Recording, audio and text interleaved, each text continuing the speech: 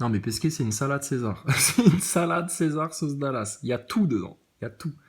C'est sucré, salé, chaud et froid en même temps. Il y a une soupe, mais en même temps, c'est croquant sous la dent, c'est tout. Tout.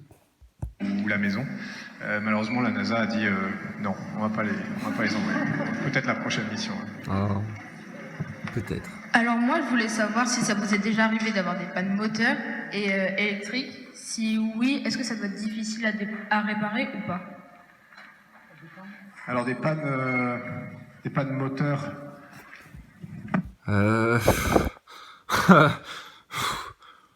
J'ai déjà eu des pannes pour répondre à des questions, mais des pannes moteurs, là tu m'en poses une bonne. Ça aussi c'est une question originale. Je dis, laissez les enfants être imaginatifs et créatifs. Qu'ils inventent des questions à poser à Thomas Pesquet. Il y aura forcément des très bonnes questions qui vont le mettre à genoux par terre. Alors, des pannes. Alors, bon, alors. À réparer ou pas? Alors des pannes moteurs. Non, heureusement, j'ai envie de dire. Oh là là là là, la solitude du mec, quoi. Alors, alors des pannes moteurs, bon, alors, j'ai envie de te dire non, et à la limite heureusement, parce que voilà. Alors, est-ce qu'il y a vraiment un moteur quelque part dans la station? Écoute, je sais pas. J'ai trouvé les ballons pour l'anniversaire de Shane, mais alors le moteur, je sais pas où il est. Mais non, on n'en a pas eu. Et pendant mon premier vol en Soyouz, on devait faire des tests, et puis finalement, des tests moteurs, et ça... Et à chaque fois, ça ne loupe pas. Comme à chaque fois qu'il vomit, à chaque fois qu'il te répond un truc, il te dit « Ouais, non, mais... Ah, si, peut-être une fois, le truc là, mais en fait, non. » Putain, le suspense du mec. Je vous dis, les Français, hein, vous avez intérêt à réagir vite et à aller vite devant les loges et devant les médias, parce que eux, ils vont vous serrer une bonne fois pour toutes, hein, sinon. Ça devient dangereux pour eux, là. Ça n'a pas marché dans le Soyouz, hein, avant d'arriver à finalement des tests moteurs, et ça n'a pas marché dans le Soyouz. Ah oui, hein. alors c'était ça. À réparer ou pas? Les moteurs. Alors des pannes moteurs. Non, heureusement, j'ai envie de dire, mais non, on n'en a pas eu. Et pendant mon premier vol en Soyouz, on devait faire des tests, et puis finalement des tests moteurs, et ça n'a pas marché. Pendant mon premier voyage en Soyouz, on devait faire des tests moteurs, mais ça n'a pas marché. Putain, mais qu'est-ce qui a pas marché dans les tests moteurs? Il est où où est-ce qu'il y a un moteur, bordel, dans votre station, là? Il est où le moteur? Moi, je veux le voir, le moteur! Moi, j'aime ça, le moteur. Voir le moteur, il faut que je vois le moteur. Il est où le moteur? J'aime ça, le moteur. Alors, il est où le moteur dans la station spatiale Pesquet, putain? Un truc qui fait vroom vroom, là. Un moteur, quoi. Un truc qui propulse, quoi. Un moteur. Tu sais ce que c'est qu'un moteur? Putain de merde.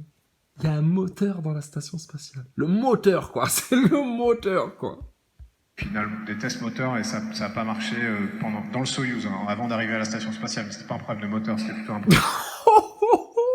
Waouh. Putain, là, il est parti dans les zigzags, etc. Là, il va nous finir en boule de neige, le pauvre. Yo, la vache. Alors, il n'y a pas eu de panne moteur, heureusement, j'ai envie de te dire. Mais on a fait des tests parce qu'il y avait un moteur quand même. Mais ça n'a pas marché. Mais ça a marché un peu quand même. Mais bon, oh la vache, le menteur. Foutu. Il faut que vous le convoquiez, Thomas Pesquet, hein, devant les Français souverains, devant les Français conscients. Hein. Faut qu'ils viennent répondre à tout ça, hein, parce que ça peut plus durer. Hein. Vous perdez du fric à mourir. Hein. Ils sont en train de raconter des sales conneries aux gens. Hein. C'est de la fake news dangereuse, hein, ça. Hein. Ils vous coupent vraiment de votre guérison et de votre délivrance avec cette merde. Et les complotistes qui parlent pas du spatial, c'est comme d'avoir son lead. C'est le b.a.-ba, la NASA et Thomas Pesquet, regarde, c'est une barre de rire, en fait. Qu'est-ce qu'il y a? Tu lèves la main, toi? Tu veux poser une question? Putain, non. Il va y en avoir beaucoup des questions pour Thomas Pesquet dans le futur. Non, on n'en a pas eu. Et pendant mon premier vol en Soyouz, on devait faire des tests, et puis finalement des tests moteurs, et ça n'a pas marché dans le Soyouz, hein, avant d'arriver à la station spatiale. Mais c'était pas un problème de moteur, c'était plutôt un problème d'informatique. Dans le Soyouz, pas dans la station spatiale, mais c'était pas vraiment un problème de moteur, c'était plutôt un problème d'autre chose. Tu le vois, le serpent qui zigzague là, qui qui essayent de passer entre les gouttes, t'inquiète pas, on va finir par les avoir, ces connards. Ah la vache. Finalement, des tests moteurs et ça n'a pas marché dans le Soyouz, hein, avant d'arriver à la station spatiale. Mais c'était pas un problème de moteur, c'était plutôt un problème d'informatique. À bord de la station. Voilà, mais il t'a pas demandé si t'avais eu un problème d'informatique, il t'a demandé le moteur. Il t'a demandé si à un moment donné, le moteur, tout s'est coupé. Panne d'électricité dans la station, tout le monde dans le noir. Plus d'énergie, plus rien. Pff, switch off. Non, c'est jamais arrivé. Bon ben voilà, c'était tout. C'était tout ce qu'il voulait savoir, le jeune. Donc commence pas à chercher un truc qui pourrait ressembler, pour avoir un truc à raconter, pour faire le malin, pour faire croire à ton histoire de Playmobil, etc. Arrête, putain, on est en 2023, les gens ils constatent, ils se rendent compte de ça fonctionne plus. T'as des trains de retard, gogol. Comme les NASA Boys, comme tous les putains de gogols du système, là. Vous allez rester derrière, on vous l'avait dit. Vous allez être les grands perdants de cette histoire-là. Non plus, mais dans la station, on se sert quasiment pas un problème de moteur, c'était plutôt un problème d'informatique. À bord de la station non plus, mais dans la station, on se sert quasiment jamais des moteurs. Hein. La station, tu vois, est tout. Dans la station? Putain, mais...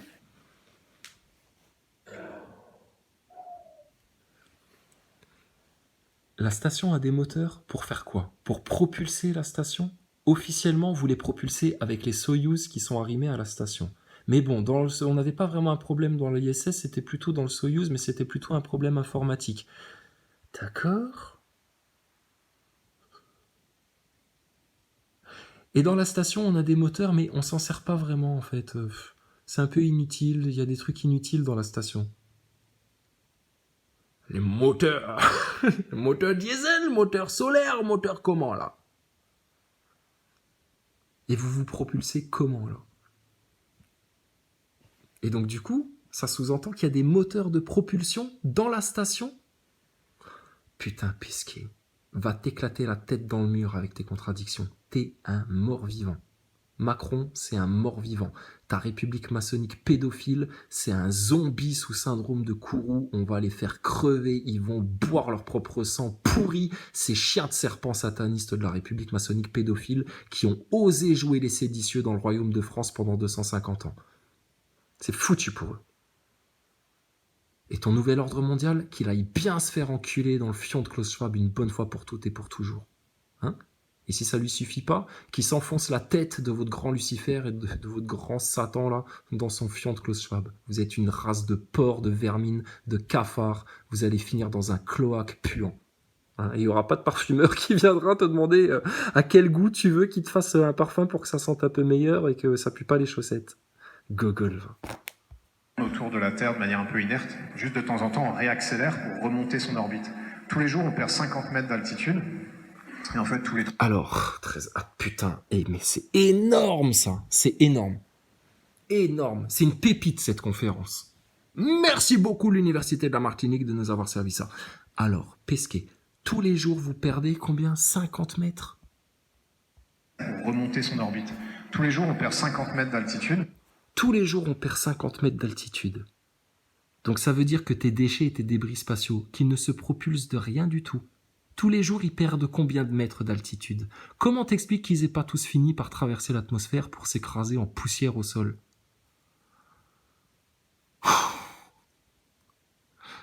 Et qu'est-ce qui fait que vous perdez 50 mètres d'altitude tous les jours? C'est quoi qui vous réattire vers le sol? La gravité? Donc, échec et mat, les NASA Boys, va dégueuler, va faire un AVC, pends-toi, jette-toi par la fenêtre, tire-toi une balle dans le front, fais ce que tu veux, mais on est venu te dire la vérité sur ta station et c'est indéniable, irréfutable. Et regarde ton Thomas Pesquet, à chaque fois qu'il ouvrira sa putain de bouche, ce sera pour te mentir. Le seul jour où il viendra te dire la vérité, c'est quand il viendra tout avouer. Et ça, c'est impossible pour lui. Donc ils sont échecs et mat. Et nous, on sait qu'ils sont cramés. Et ils peuvent rien nous dire, rien nous faire, parce que sinon on leur baisse le froc devant tout le monde. On a toute autorité, toute souveraineté en France. On a niqué la NASA, ta RMP, on s'essuie les pieds dessus, Macron, c'est notre pantin. Et gloire à l'Éternel. C'est grâce à Dieu, ça. C'est Dieu qui fait. Donc si nous, on a toute autorité sur vous et sur ton Pesquet, notre Seigneur à nous, je te laisse imaginer. Mais jouez au malin encore. Jouez encore au malin et faites-les frustrer, faites-les rebelles, continuez à vous froisser et puis à vouloir servir vos orgueils plutôt que la vérité. Vous allez tous vous condamner vous-même. Et en fait, tous les 3-4 mois, la manière dont on regagne cette altitude, c'est en 50 mètres par jour, ils sont à 400 km, et tous les 3-4 mois seulement, vous remettez de l'altitude.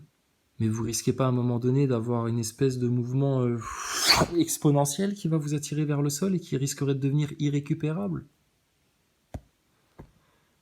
Et donc, toutes tes histoires de débris spatiaux et tout ça, c'est bel et bien de la fadaise. Sinon, ils tomberaient tous. Au rythme de 50 mètres par jour, c'est vite fait, hein. accélérant. Et donc ça, alors excuse-moi, je réponds pas à ta question, mais c'est marrant, la manière dont ça se Excuse-moi, je réponds pas à ta question, mais parce que c'est ce que je fais depuis le départ et c'est marrant. Et c'est marrant. moi, la manière dont on regagne cette altitude, c'est en accélérant.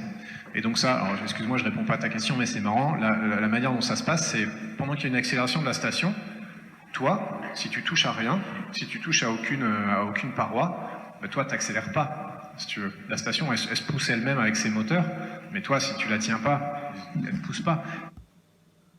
Ah ouais, mais attends, on va voir, parce que là, c'est intéressant comme question, là. Vous n'êtes pas censé être dans un référentiel? Parce que à ce moment-là, la Terre, elle tourne à 1600 km/h. Si moi, maintenant, je m'élève dans une montgolfière et qu'il n'y a pas de vent du tout, est-ce que je vais voir la Terre tourner sous mes pieds? Baumgartner, quand il fait son saut et qu'il s'élève à 34 km d'altitude, la Terre, elle arrête de tourner sous ses pieds? Ou il est emporté parce qu'il est dans le même référentiel que ton globe? Qu'est-ce qu'il dirait Einstein? Et donc là, toi, tu es dans le référentiel de l'ISS accélère, et toi, du coup, tu fais du surplace. Faut pas qu'elle accélère trop vite, alors, ta station, parce que sinon, tu vas être collé au cul de la station, là. Et celui qui est au chiotte au moment où tu envoies l'accélération, dis donc, il va être collé à la cuvette, là, hein. Eh ben, dis donc, Pesquet. On peut parler de tout en France, liberté d'expression totale. Qui refuse le débat sur les faits, sur la science, sur la révision de ces choses-là? Et il y a besoin de le faire, parce que c'est brodé de mensonges, tout ça. Donc tu te mets, on s'amuse à se mettre au milieu, attendre qu'elle accélère, et là tout d'un coup, paf, t'as l'impression de partir vers l'arrière de la station, mais en fait... Et là, paf, t'as l'impression... En fait, pas du tout. C'est la station qui avance.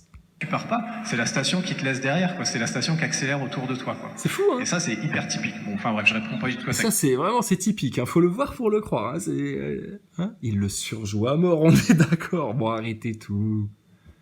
T'as les sourcils du démon, Pesquet, putain. Quand tu sors tes mensonges, on voit ton démon, bordel, sérieux, on le voit, nous.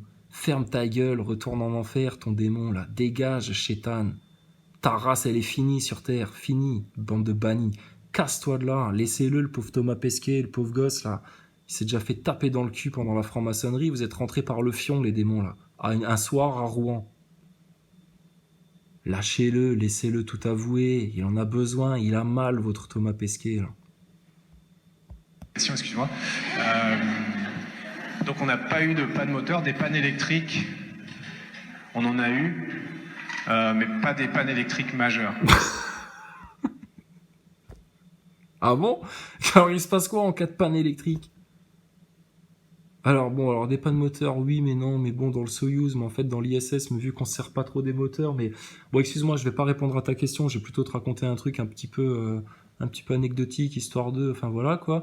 Et sinon des pannes de jus, à proprement parler, ouais, mais non, mais un peu quand même. On en a eu, mais pas des pannes électriques majeures. Le seul truc qu'on a eu à gérer, c'est qu'on a perdu un moment l'orientation de la station. Donc la station a commencé à faire un peu des loopings. Et là, si tu... Celle-là aussi, on la connaît, l'histoire là. Alors, à un moment donné, ils ont perdu le contrôle de la station, elle s'est mise à faire des loopings. Comment c'est possible, ça? Ça veut dire forcément qu'à un moment donné, il y a un propulseur sur le côté qui s'est mis à s'enclencher tout seul et vous êtes parti comme ça du côté. C'est la seule explication de ton histoire là. Et donc, on a commencé à faire un peu des loopings. Alors si quand t'accélères, la station là, elle commence à avancer et puis à te laisser sur place, quand elle commence à tourner et à faire un peu des loopings, il se passe quoi? Tu commences à voir les murs tourner autour de toi, là, dans la station? Ça a dû vous mettre en stress un peu, ça, non? Mais t'en parles, wow, il n'y a pas eu de panne majeure. Ah si, une fois, bon, la station, elle a commencé à péter un câble, elle a commencé à faire des loopings, mais bon, on a inversé les propulseurs, voilà, de manière nominale, et puis finalement, ça s'est bien passé. Putain, il est incroyable, hein, ce Pesquet. Hein. Mais il y croit, hein. Mais c'est normal, il y a tellement de cons qui y croient aussi. À faire un peu des loopings.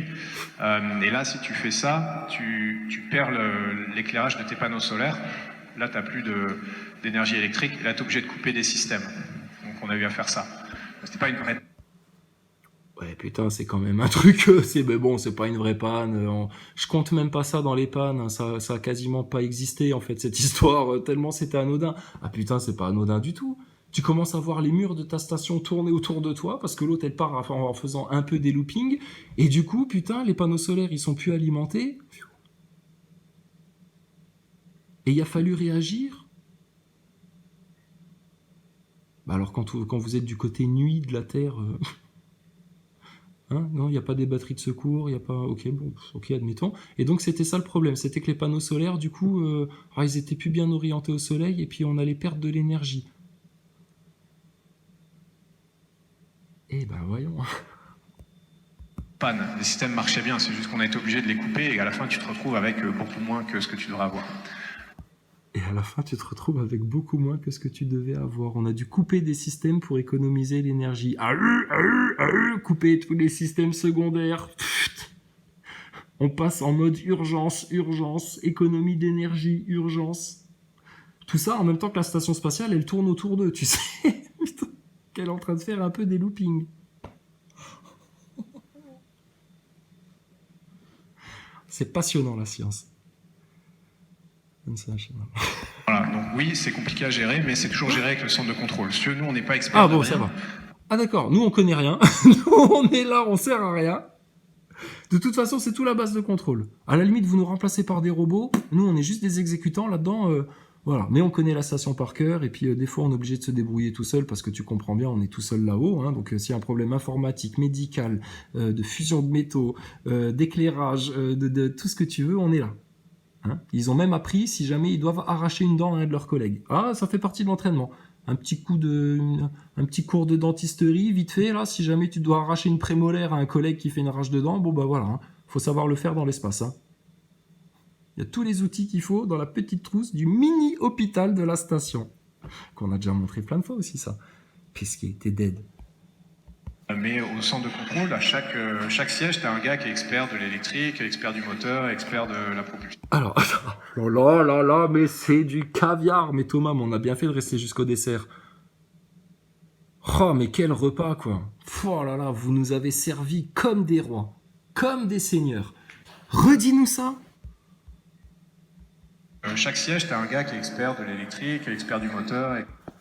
Voilà, au centre de contrôle, sur chaque siège... Faudrait qu'on retourne au tout début. Alors, on est où, là? 18. Alors, attends, on va te les retrouver, là. Les mecs sur chaque siège, là, de ton centre de contrôle, là. C'était où, ça? Où est-ce qu'on les voyait, là? On va bien finir par retomber dessus, par te les retrouver, ton centre de contrôle, là, où ils sont un mec sur chaque siège. Un qui s'occupe Découvrez le nouveau... Mais on n'a pas le temps de découvrir ton truc, là, putain. Sérieux, vous me faites chier, vos pubs. Pousse-toi, enlève-toi. C'est bien, voilà. Hop, là. Alors, regarde.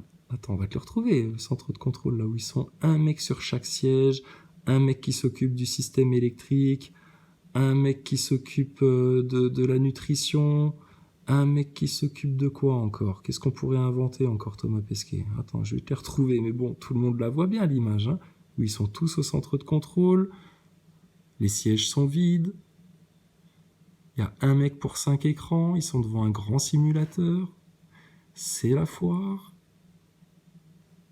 Je retombe plus dessus. Mais bon, tu vois de quoi je parle. Attends voir. Et si, on l'a vu pendant leur conférence, là. Mais bon, tu vois de quoi je parle. Donc Pesquet, il ose dire ça. Mais il est formidable, ce garçon. Il est formidable.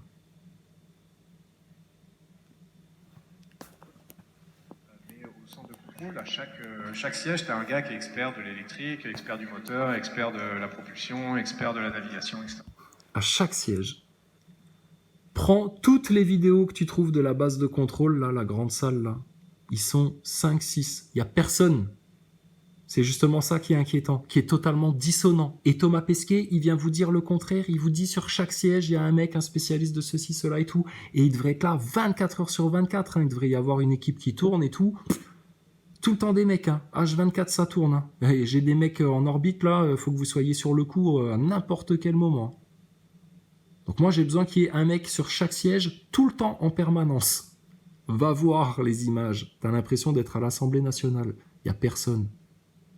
Qu'on arrête de se foutre de la gueule du monde, putain, de manière aussi grossière. C'est une insulte à l'intelligence humaine, le spatial. Une insulte à l'intelligence humaine. On n'est pas des macaques, nous. Bonjour. Bonjour. Il y a 3 mois, un équipage russe a rejoint l'ISS sur son conflit armé. Pardon, excuse-moi, je t'ai pas entendu. Ah pardon, excuse-moi. Ah, ça marche pas? Si, ça marche, c'est juste que j'écoutais pas, en fait, excuse-moi.